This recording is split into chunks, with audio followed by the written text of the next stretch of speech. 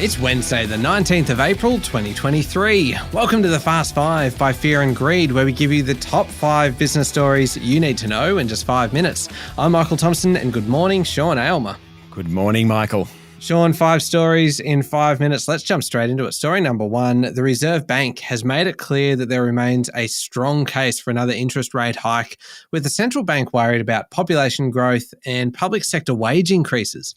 Minutes of the Reserve Bank board meeting of 2 weeks ago, where the central bank did not lift the official cash rate, show that it was a close call. The board still thinks that further rate rises might be needed to tame inflation. The minutes said the decision to keep rates on hold was to provide more time to gather more information, citing jobs, inflation and spending data as critical to the outlook for rates. But the bottom line is that inflation is still too high and the labour market is still too tight. And the influx of migrants isn't going to help, at least in the short term. That's right. That's exactly what the Reserve Bank said. Now, Treasury has forecast 650,000 migrants entering Australia in the current financial year and next financial year. That's plenty of people looking for a house. That'll push up prices. In fact, the Reserve Bank had a bit to say on housing yesterday. It said the property market downturn might be smaller and more short-lived than expected. So when does the Reserve Bank think that inflation will be back under control?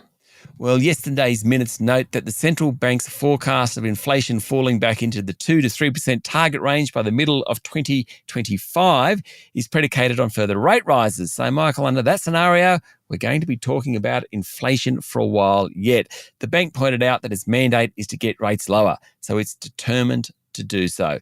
2 weeks ago, the board agreed it would be beneficial to get more data. It's pretty clear the Reserve Bank doesn't think the rate hiking cycle is over yet. All right. On to story number 2 now, Sean. And building industry failures for the first 9 months of this financial year have hit their highest level in 7 years and are on track to break a decade-long record. Construction industry insolvencies over the 3 quarters to March were over 1,600, according to the corporate regulator, the Australian Securities and Investments Commission.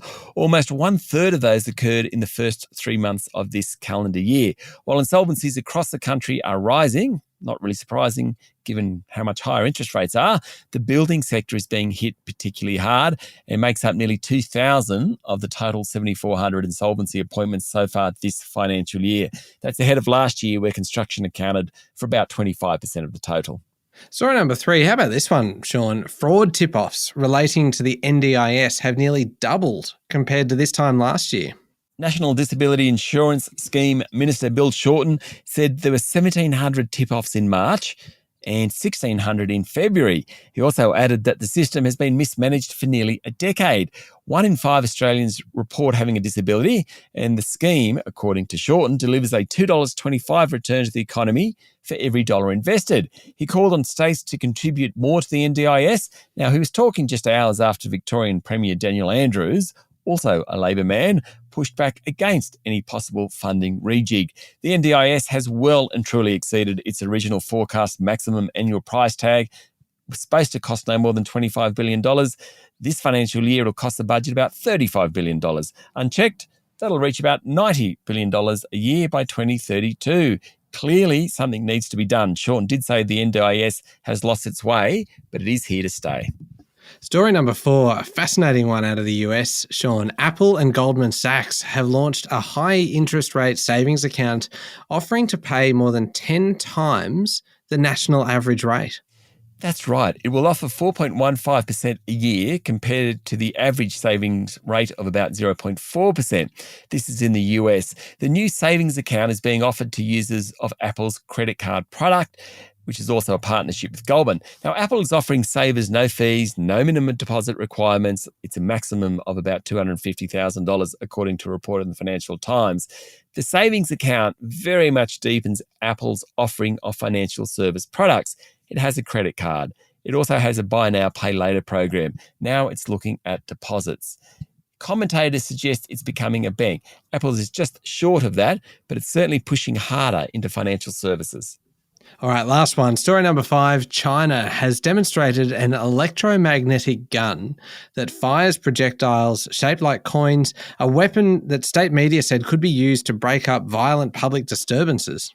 The gun was featured in a military technology show broadcast by state-run China Central Television, according to Bloomberg. Manufactured by China North Industries Group, the weapon is intended to reduce the chances that people are killed when riots are quelled, much like when authorities use guns firing rubber bullets. Not sure whether I feel very good about that, really. Similar weapons have been made in other countries, of course. Electromagnetic weapons allow the user to set the intensity and frequency that the gun fires, which can reduce the danger they pose to people. Still, the devices have the potential to cause serious injury. The video on Chinese state media showed the coin projectiles shredding thin plywood. I certainly wouldn't like to be hit by one. China experienced its most widespread protests in decades in late 2022 as people became fed up with harsh rules such as snap lockdowns to curb the spread of the coronavirus. Those demonstrations were largely peaceful. Let's hope this electromagnetic gun doesn't really need to be used. Yeah, I hope that's the case. There we go, the top 5 business stories in 5 minutes. Thank you, Sean. Thank you, Michael. It's Wednesday, the 19th of April, 2023. Remember to hit follow on the podcast. And if 5 minutes isn't long enough for you, you can find our longer daily show called Fear and Greed wherever you listen to podcasts. And every Wednesday as well, there's a new episode of our other podcast called How Do They Afford That? This week's episode is all about how to bring the out-of-control grocery budget back under control. And one last thing, the Amazon Echo smart speaker range comes with Alexa built in. Simply say, Alexa, play the Fast 5 by Fear and Greed podcast to catch the latest episode, and you can grab yours now at amazon.com.au. I'm Michael Thompson, and that was the Fast 5 by Fear and Greed. Have a great day.